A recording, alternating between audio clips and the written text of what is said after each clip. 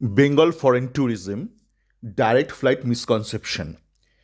তো বাংলায় যে ফরেন ট্যুরিজম বা ফরেন ইনকামিং ফরেন ট্যুরিজম যে বিশাল বেড়েছে এবং বাংলা এই মুহূর্তে দেশে আহ, দ্বিতীয় স্থানে রয়েছে র্যাঙ্কিংয়ে, সেটা নিয়ে আমি কয়েকদিন আগে একটা অডিও নোট প্রকাশ করেছিলাম। তো সেটা অনেকে শুনেছে, অনেকে উপকৃত হয়েছে।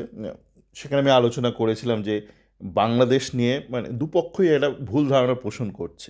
যে কি আরেকটা বিষয় নিয়ে আমি বলবো যে যখন যারা বাংলা পক্ষে প্রো বেঙ্গল, তারা একটা অভিযোগ করছে যে ডাইরেক্ট ফ্লাইট না থাকা সত্ত্বেও বাংলা ট্যুরিজমে, ফরেন ট্যুরিজমে এতটা উন্নতি করেছে, ডাইরেক্ট ফ্লাইট থাকলে কী না কী হতো। এই বিষয়টা ভুল ধারণা আছে, মানে বিভ্রান্তি আছে, অনেকের মধ্যেই আছে। তো সেটা নিয়ে একটুখানি একটা ক্ল্যারিটি দেওয়া মনে হয় খুবই দরকার। দেখুন, এই মুহূর্তে যেভাবে বেঙ্গল ফরেন ট্যুরিজম এগোচ্ছে, অচিরেই বাংলা 1 নম্বর স্থানে চলে আসবে, এই নিয়ে কোনো দ্বিধা নেই। এবং এটা দিনকে দিন বাড়তেই থাকবে, প্রচুর স্কোপ আছে আরও এগিয়ে যাওয়ার বাংলার পক্ষে। বিভিন্ন ভৌগোলিক কারণে, সামাজিক কারণে, ঐতিহাসিক কারণে প্রচুর স্কোপ আছে এবং কাজকর্ম হচ্ছেও, কোনো দ্বিধা নেই। কিন্তু ডাইরেক্ট ফ্লাইট ফ্যাক্টরটা নিয়ে একটু ভুল ধারণা আছে, অনেকের মধ্যেই আছে। যারা রাজনৈতিক তাদের মধ্যেও আছে, যারা অরাজনৈতিক তাদের মধ্যেও আছে। কী ভুল ধারণাটা সেটা আমি বলছি। দেখুন, আমরা দেখি মাঝে মধ্যেই অনেকেই বলে যে লন্ডন কলকাতা ডাইরেক্ট ফ্লাইট করা হোক।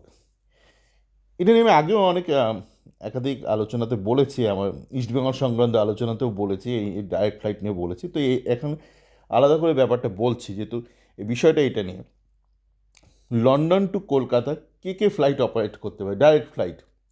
এমন কোম্পানি করতে পারে যাদের বেস লোকেশন বা হেডকোয়ার্টার ইদার ইউকেতে, লন্ডন মানে ইংল্যান্ডে, নয়তো ইন্ডিয়াতে। তো এরকম কারা কারা আছে? আপনার ওই এয়ার ইন্ডিয়া, ইন্ডিগো, আর ওদিকে আপনার ব্রিটিশ এয়ারওয়েজ। এয়ার ইন্ডিয়া ফ্লাইটে অনেকে এখন ট্রাভেল করতে ভয় পায়, আপনারা জানেন কী কারণে ভয় পায়, আমি আলাদা করে বলছি না। তো অনেক ভারতীয়ই আছে যারা বিদেশে বসবাস করে, কেউ আমেরিকা থাকে, কেউ ইউরোপে থাকে, তারা এয়ার ইন্ডিয়ায় ট্রাভেল করতে ভয় পায়। তো সেক্ষেত্রে বিদেশিরা এয়ার ইন্ডিয়ায় ট্রাভেল করবে মানে, যায় না তা নয়, একটু দম লাগবে এবং সেই দমটা পেতে অনেক সময় লাগবে। পড়ে রইল কি ব্রিটিশ এয়ারওয়েজ। আপনারা, আমাদের মুখ্যমন্ত্রী তো প্রবীণা, বা অনেকেই যারা দাবি দাওয়া করছে, তারা কেউ 50s কেউ 60s, তো তাদের একটা শৈশবের একটা ধারণা আছে ব্রিটিশ এয়ারওয়েজ। সেই ব্রিটিশ এয়ারওয়েজে 225 আর নেই, মানে 2025 সালে আর তারা নেই, তাদের সেই স্টেটাস আর নেই। সেই ব্রিটিশ এয়ারওয়েজ, সেই লুফথানজা। আমি প্রথমবার যখন ইউএসএতে গিয়েছিলাম কর্মসূত্রে, তখন আমি লুফথানজা ফ্লাইটেই করে গিয়েছিলাম Kolkata to Frankfurt, Frankfurt to Miami. তো তার 1-2 বছর বাদে এই লুফথানসা বন্ধ হয়ে যায়। তো এখন আমি যদি ভাবি আবার লুফথানসা চালু হবে, দেখুন না, ইউরোপ থেকে কলকাতায় যাওয়ার বা ইন্ডিয়াতে যাওয়ার যেসব প্রিমিয়ার ফ্লাইট অপশানসগুলো এই মুহূর্তে রয়েছে, বা যাদের একটু অর্থ আছে, বা যারা একটু অর্থ ব্যয় করতে চায়, থাকলেই তো হলো না, ব্যয় করার একটা ইচ্ছে থাকা দরকার মানুষের মধ্যে। অনেকের অর্থ আছে, তারা ব্যয় করতে চায় না। তারা কী কী ফ্লাইট প্রেফার করে এখন? পৃথিবী যেদিকে গেছে এই মানে সেক্টরে, মানে ইউরোপ টু ইন্ডিয়া বা ইউএস টু ইন্ডিয়া সেক্টরে, এখন এগিয়ে হচ্ছে, একটু কারো কাছে অর্থ আছে, 3টে ফ্লাইট। হ্যাঁ, প্রথম ফ্যাক্ট বলছি। প্রথমত হচ্ছে আপনার এমিরেটস, যেটা হচ্ছে আপনার দুবাই বেসড। দ্বিতীয়ত হচ্ছে আপনার এতিহাদ, যেটা হচ্ছে আবুধাবি বেসড। আর 3 নম্বর হচ্ছে কে, কাতার, যেটা হচ্ছে দোহা বেসড। তো এই ফ্লাইটগুলো যখন অপারেট করে, এদেরকে যে কোনো ইন্টারন্যাশনাল ফ্লাইটের ক্ষেত্রে যেটা করতে হয়, আপনার যে ডেস্টিনেশন হবে A to B বা B to A, আপনার ডেস্টিনেশনের একটা পয়েন্ট কিন্তু আপনার হেডকোয়ার্টার হতে হবে, বা আপনার হোম কান্ট্রিতে হতে হবে, রাদার হোম কান্ট্রিতে হতে হবে। তো এমিরেট যখন ফ্লাই করে, তাকে কিন্তু ওই A to B বা B to এর মধ্যে একটা ডেস্টিনেশন আপনার দুবাই হতেই হবে।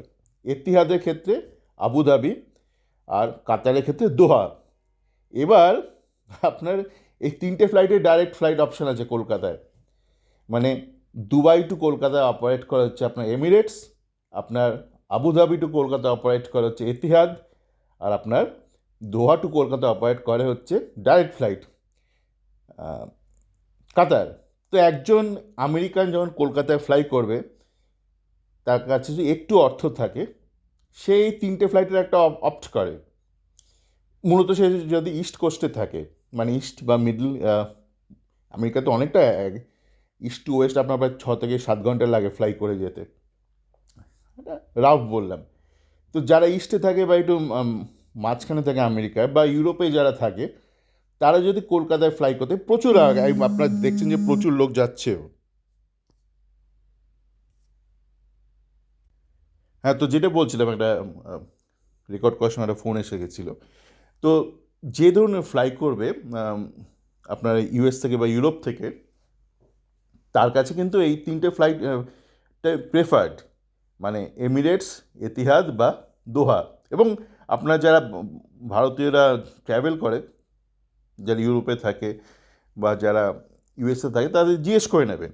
আমি তো আমার অভিমতটা বললাম, মানে আমি ব্যক্তিগতভাবে নিজে কী করি এবং আমি আমার আশপাশে যারা রয়েছে বাঙালিরা তারা কী করে।